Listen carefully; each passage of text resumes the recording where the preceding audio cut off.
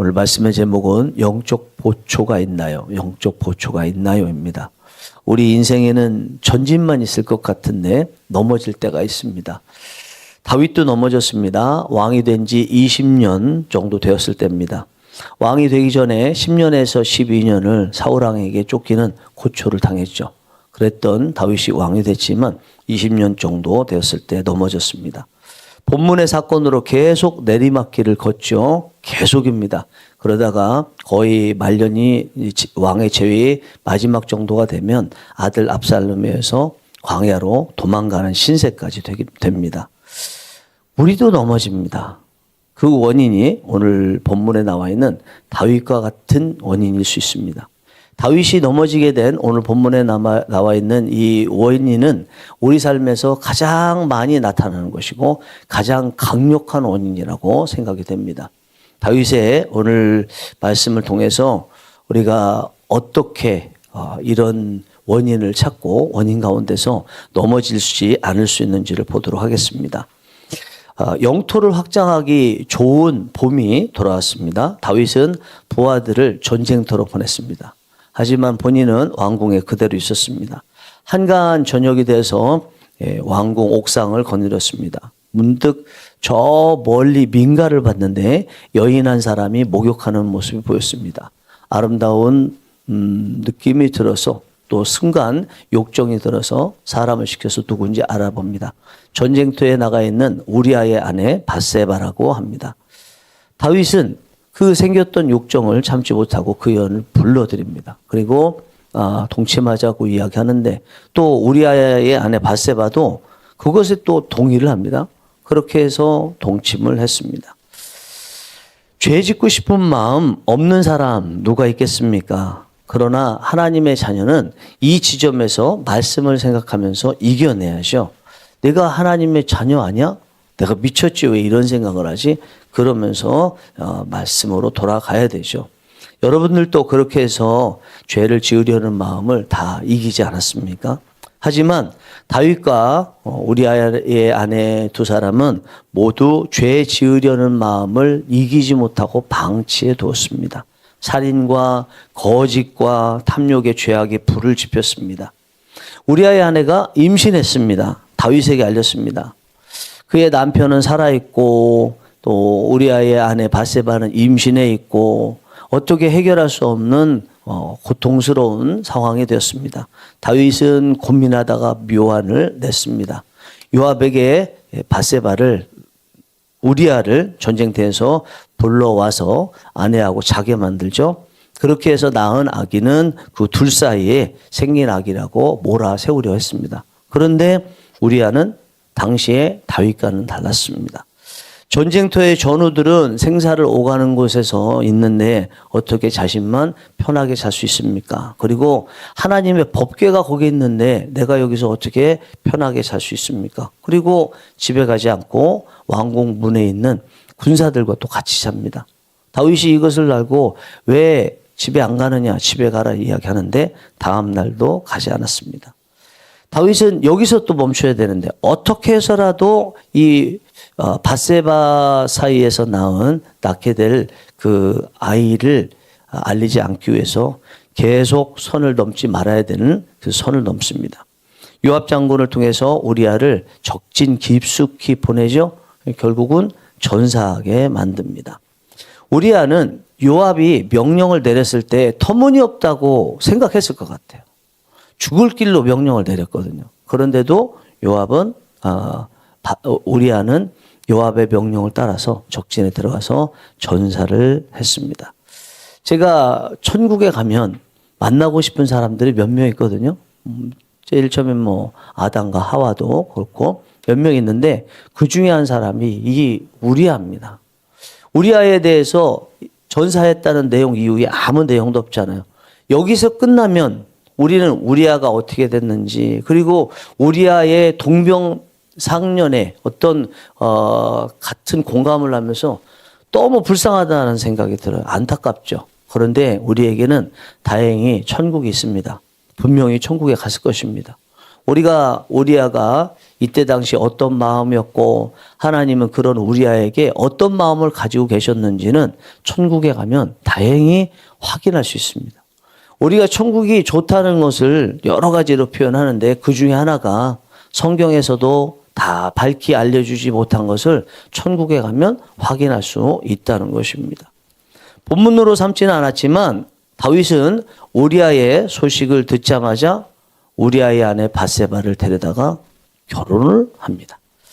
그런 그에 대해서 본장 11장의 마지막 절인 27절은 다윗에 대해서 이렇게 말씀합니다. 한번 보실까요? 27절. 뒷부분 후반전에 다윗이 행한 그 일이 여호와 보시기에 악하였더라. 저는 본문을 읽으면서 매우 당황했습니다. 제가 지금까지 본문에 보인 이런 사람을 성경에서 가장 중심이 하나님께 있고 선한 사람이라고 지켜 세웠나 하는 생각이 들었습니다. 다윗도 그런데 우리는 어떨까요? 우리는 안 넘어진다는 장담할 수 있을까요? 할 수 없습니다. 인간의 본성상 예외 있는 사람 아무도 없습니다.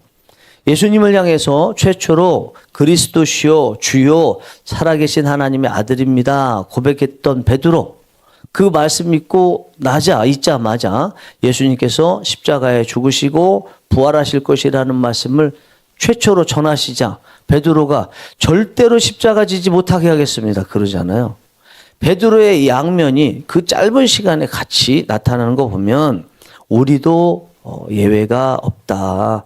다윗과 같이 예전에 하나님께 중심으로 살았던 사람일지라도 어느 순간에 넘어질지도 모른다. 이런 말을 들으면 정상적인 성도라면 나도 그럴 수 있지. 그렇지만 안 그러려고 노력해야 되겠다. 이런 다짐을 하는 것이 필요하리라 생각합니다. 또 그것이 정상적인 성도의 모습이라고 생각합니다. 이런 생각과 함께 그토록 신앙이 좋았던 다윗이 왜 그랬을까 하는 의문이 듭니다. 왜 기도하지 않았을까? 왜 말씀 보지 않았을까요?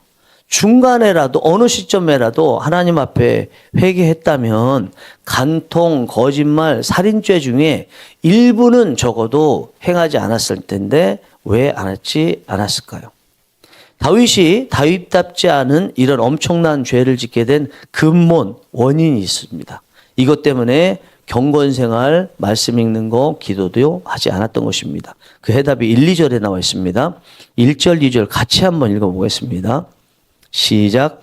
그 해가 돌아와 왕들이 출전할 때가 되매 다윗이 요압과 그에게 있는 그의 부하들과 온 이스라엘 군대를 보내니 그들이 암몬 자손을 멸하고 라빠를 에워쌌고 다윗은 예루살렘에 그대로 있더라. 저녁 때에 다윗이 그의 침상에서 일어나 왕궁 옥상에서 거닐다가 그곳에서 보니 한 여인이 목욕을 하는데 심히 아름다워 보이는지라. 봄이 됐습니다. 왕들이 전쟁터에 나가야 할 때가 됐습니다. 부하들은 전쟁터에 보냈습니다. 하지만 다윗은 예루살렘에 그대로 있더라. 남아있더라. 막 해가 지려는 때 낮잠을 자고 일어났습니다. 그리고 왕궁을 거닐었습니다.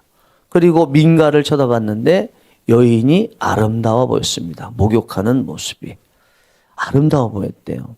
마치 선악과를 보면서 아름답게 여기는 것 똑같이 외갓 여인을 보면서 그것도 목욕을 하는 모습 보면서 아름답다 하겠다는 거죠. 나른하고 무료한 마음으로 왕궁 옥상을 거닐었습니다. 하루를 마치며 하나님께 남들처럼 감사하면서 기도하려고 갔나 생각했는데 그게 아니었습니다. 그 숨치레한 눈으로 죄 지을 것 없나 바라보는 모습으로 민가를 바라봤던 것이죠. 그 이유는 자세히 설명드린 죄악 열차가 계속 운행되게 됩니다. 그 출발이 가야 할 전쟁터에 가지 않았던 데 있었습니다. 이미 풀릴 대로 풀려서 나태하고 무료한 상태에 있었습니다. 죄 지을 준비가 되었습니다. 우는 사자와 같이 삼키려고 달려드는 사탄 마귀를 이길 힘이 없게 되었습니다. 이미 터진 둑으로 살인할 마음을 갖도록 하는데 막아야 되는데 이미 터진 둑이기 때문에 막을 수 없었습니다. 나태는 보초가 조는 것과 같습니다. 예수님께서 겟셋마네 동산에서 제자들에게 시험에 들지 않게 기도하라고 하셨던 말씀이 떠오릅니다.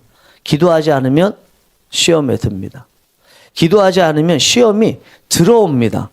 예수님이 그러셨죠. 시험에 들지 않게, 들어오지 않게. 시험은 들어오는 거예요. 어떻게 해서 들어오지 않도록 막으라고 예수님이 말씀하셨나요? 기도하라고 하셨잖아요. 기도하지 않으면 시험이 들어옵니다. 출장 가서 기도하지 않으면 죄 지으려는 마음이 생깁니다. 범죄 심리학에 보면 집에서 멀어지는 그 거리만큼 범죄하고자 하는 마음이 더 커진다고 합니다.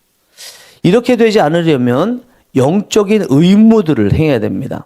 본문에서 다윗이 나태하게 되고 이후에 후속적인 죄들을 지은 이유는 자신이 해야 될 왕으로서의 의무인 봄의 전쟁터에 가지 않아서 생긴 것입니다.